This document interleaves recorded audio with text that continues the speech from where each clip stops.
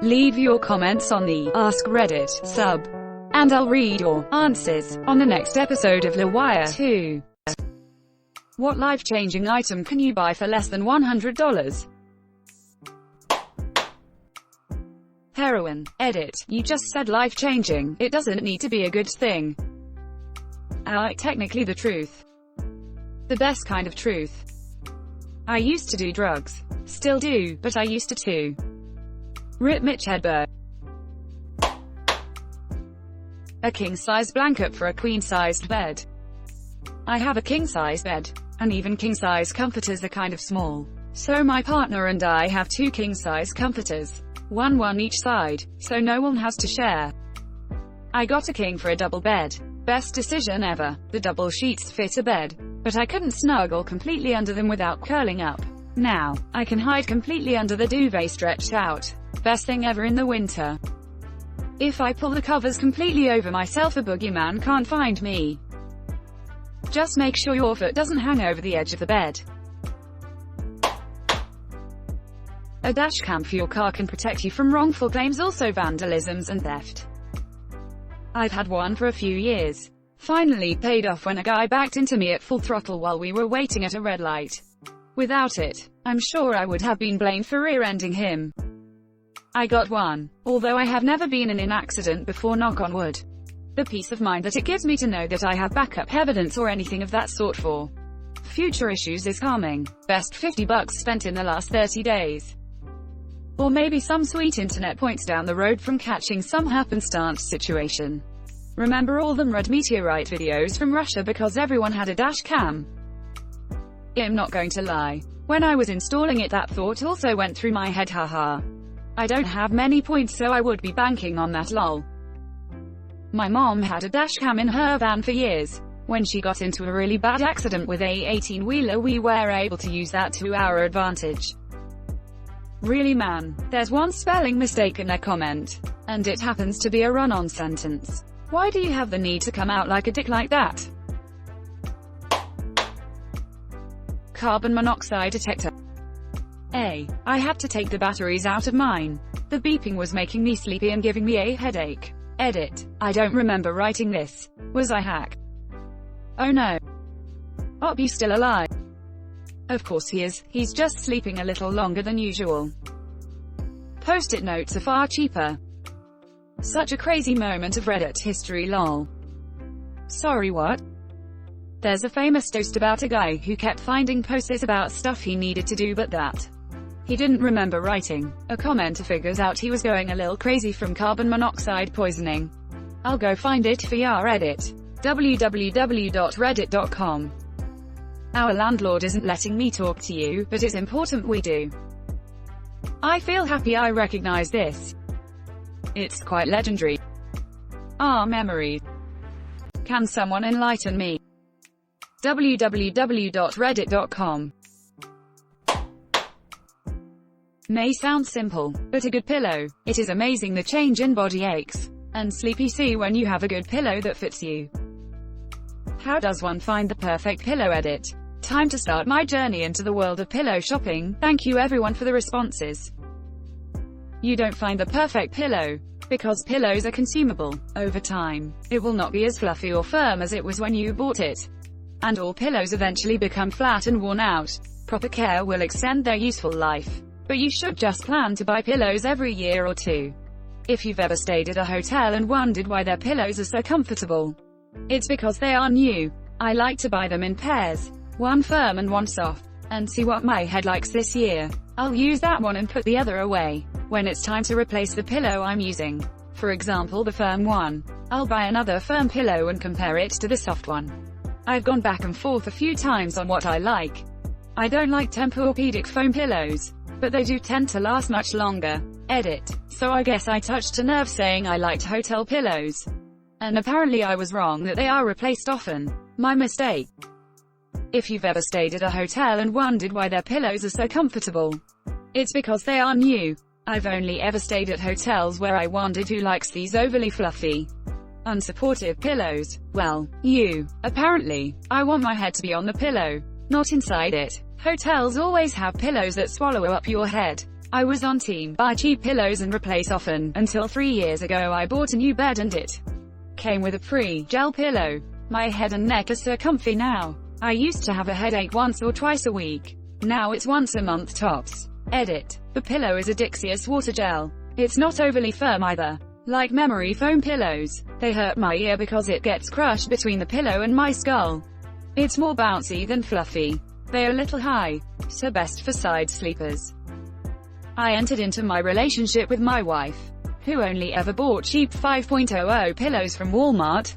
With a quality, expensive pillow, she swore up and down she'd never buy one. Eventually said pillow migrated over to her side of the bed and was the one and only time in 8 years of marriage that she's admitted to being wrong.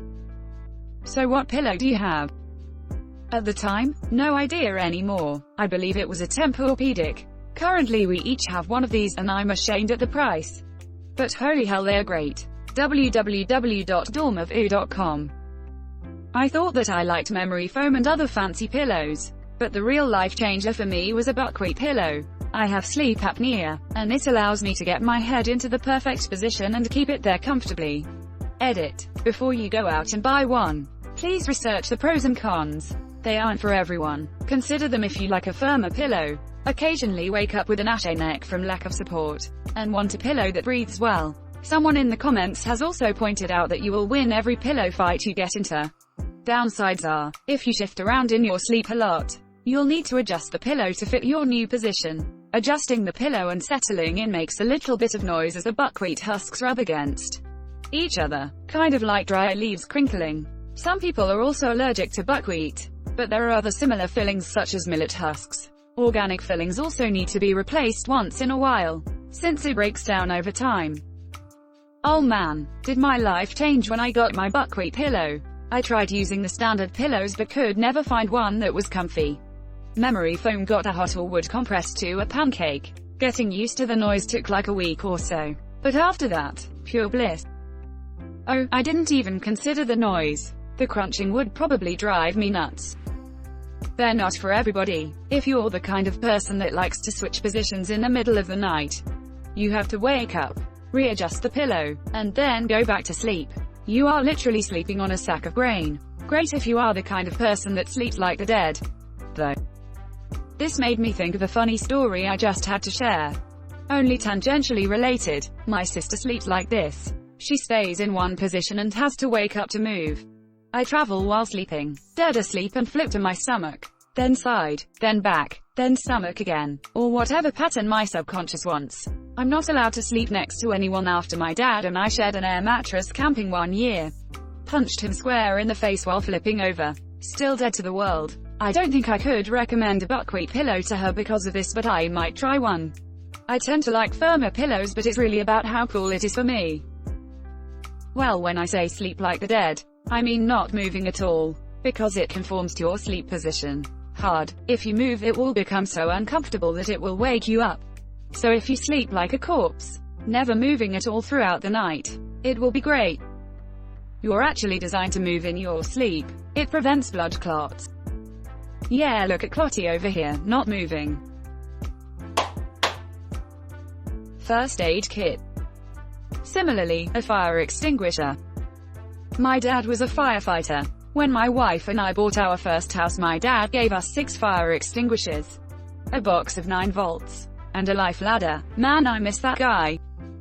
I can only imagine the pride on his face as he relishes in the "of course you did" look on your face.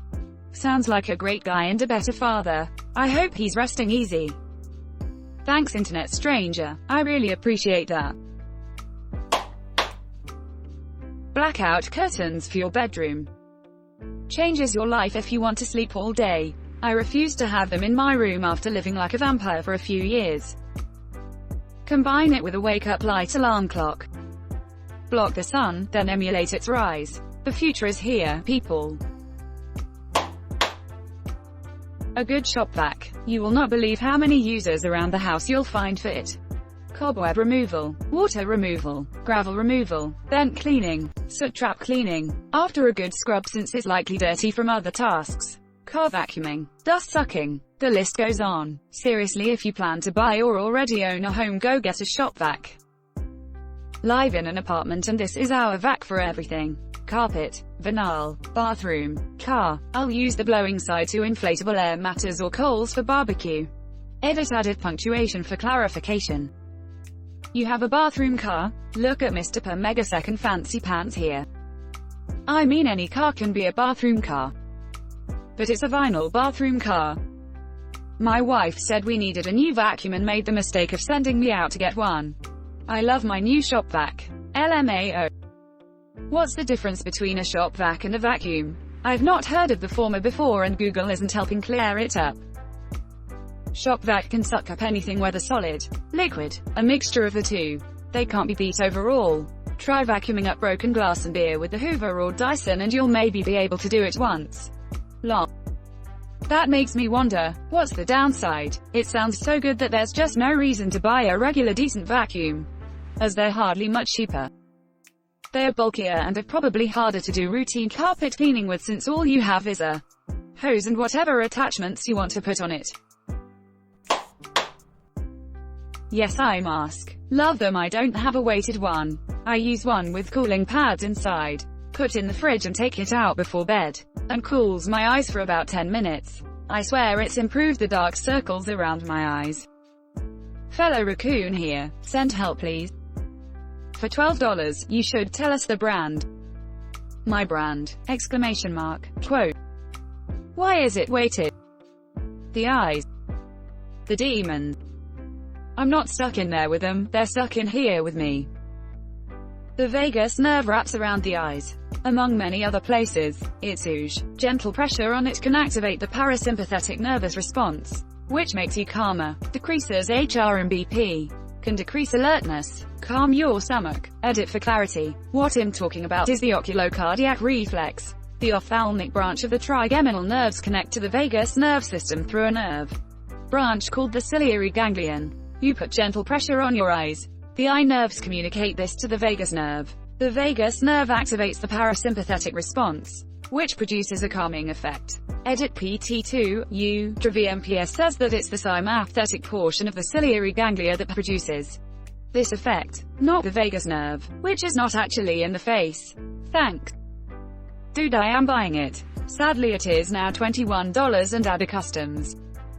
You can make a cheap at-home version with dried beans, rice, and a sock. Fill most of sock with dried matter. Leave a little space at the top so you can move stuff around inside.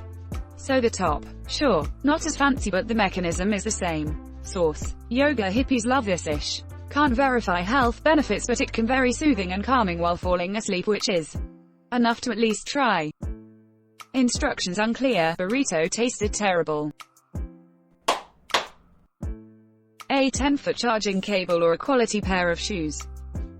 Frick me, I'm reading this hunched over with my phone plugged into an impossibly short charging cable. You might consider a USB extender, which comes in handy for other things as well. Then you can just plug it into whatever. Don't wanna sit at your desk for gaming? USB extender. Now you can sit at the couch and use the coffee table instead of your desk, and the TV instead of your monitor.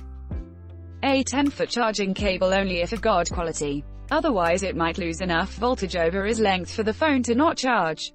Been there, done that. Edit. I meant good quality. God quality is overkill for this application. Edit 2. Christ, if I get another response recommending to buy an Anchor cable, I'm going to drown myself.